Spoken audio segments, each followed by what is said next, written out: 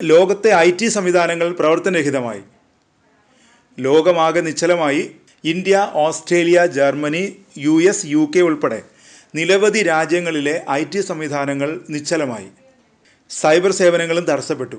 ബാങ്കുകൾ, വിമാന കമ്പനികൾ, ആരോഗ്യ സംവിധാനങ്ങൾ, അടിയന്തര സേവനങ്ങൾ ഉൾപ്പെടെ തകിടം മറിഞ്ഞു. ഇന്ത്യയിൽ വിമാനത്താവളങ്ങളുടെ പ്രവർത്തനങ്ങൾ താളം തെറ്റി. IndiGo, Akash Airways, space jet എന്നിവയുൾപ്പെടെ നിരവധി എയർലൈനുകളുടെ ബുക്കിങ്ങും ചെക്ക് ഇൻ സേവനങ്ങളും തടസ്സപ്പെട്ടു. US പല ഭാഗങ്ങളിലും അടിയന്തര സേവനങ്ങൾ തടസ്സപ്പെട്ടു.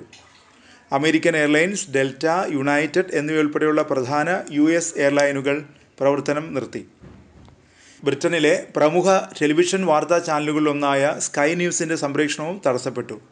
തകരാർ പരിഹരിച്ച സ്കൈ ന്യൂസ് തിരികെ സംപ്രേഷണം ആരംഭിച്ചിട്ടുണ്ട്. ലണ്ടൻ സ്റ്റോക്ക് എക്സ്ചേഞ്ചിലെ സേവനങ്ങളും താറുമാറായി.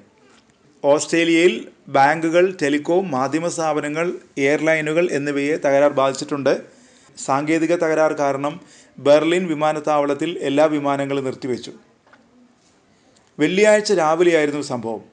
എന്താണ് ശരിക്കും സംഭവിച്ചത്? ലോകത്തെ എന്താണ് നിശ്ചലമാക്കിയത്? മൈക്രോസോഫ്റ്റിന് സുരക്ഷ ഒരുക്കിയ ക്ലൗഡ് സ്ട്രൈക്ക് തകരാറിലായതോടെയാണ് ലോകം നിശ്ചലമായത്. മൈക്രോസോഫ്റ്റ് വിൻഡോസിന് സുരക്ഷ നൽകുന്നതിനാണ് സൈബർ സുരക്ഷാ പ്ലാറ്റ്ഫോമായ ക്ലൗഡ് സ്ട്രൈക്ക് ഉപയോഗിക്കുന്നത്.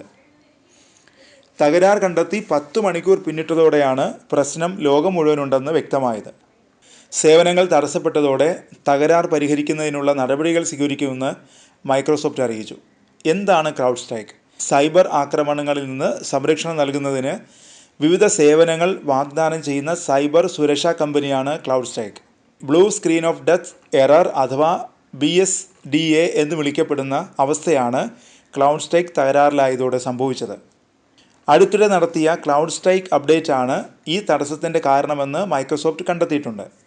കമ്പ്യൂട്ടറുകൾ അപ്രതീക്ഷിതമായി ഷട്ട് ഡൗൺ ആവുകയും തനിയെ റീസ്റ്റാർട്ട് ആവുകയും അതിനുശേഷം ബ്ലൂ സ്ക്രീൻ മുന്നറിയിപ്പ് കാണിക്കുകയുമാണ് ചെയ്തത്. വിൻഡോസ് ഇപ്പോൾ നേരിടുന്ന പ്രശ്നം എന്താണ്?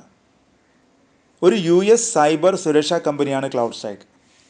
2013 സ്ഥാപിതമായ ഈ കമ്പനി ക്ലൗഡ് അധിഷ്ഠിത സുരക്ഷാ സേവനങ്ങളാണ് നൽകി വരുന്നത്. മൈക്രോസോഫ്റ്റും ഇവരുടെ സേവനം ഉപയോഗിക്കുന്നുണ്ട്. ഇത്തരത്തിൽ ക്ലൗഡ് സ്ട്രൈക്ക് അപ്ഡേറ്റ് നടത്തിയ സിസ്റ്റങ്ങളിലാണ് ഈ സാങ്കേതിക തടസ്സം ഇപ്പോൾ റിപ്പോർട്ട് ചെയ്തിരിക്കുന്നത്.